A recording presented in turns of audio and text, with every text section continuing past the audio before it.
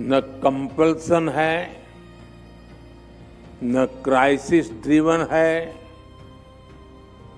ये हमारा कमिटमेंट है, हमारा कन्विक्शन है।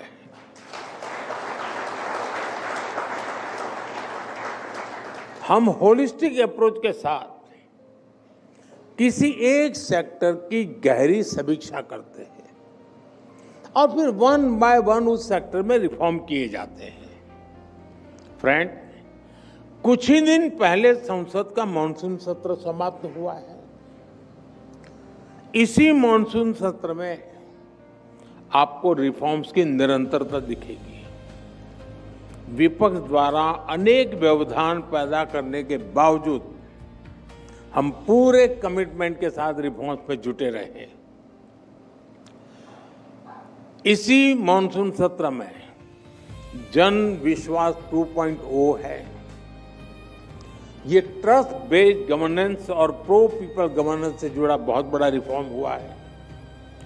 जन विश्वास के पहले एडिशन में हमने करीब 200 माइनर ऑफेंसेस को डीक्रिमिनलाइज किया था।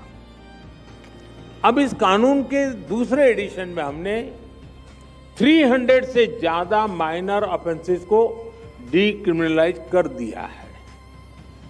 इसी सेशन में इनकम टैक्स कानून में भी रिफॉर्म किया गया है। 60 साल से चले आ रहे इस कानून को अब और सरल बनाया गया है।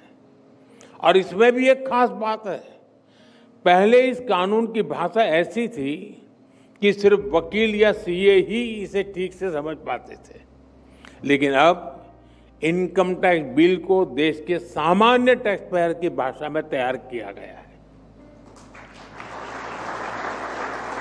ये दिखाता है कि नागरिकों के हितों को लेकर हमारी सरकार कितनी संवेदनशील है। साथियों, इसी मॉनसून सेशन में माइनिंग से जुड़े कानूनों में भी बहुत संशोधन किया गया। शिपिंग और पोर्ट से जुड़े कानून भी बदले गए हैं। ये कानून भी अंग्रेजों के जमाने से ऐसे ही चले आ रहे थे। अब जो सुधार हुए हैं वो भारत की ब्लू इकोनॉमी को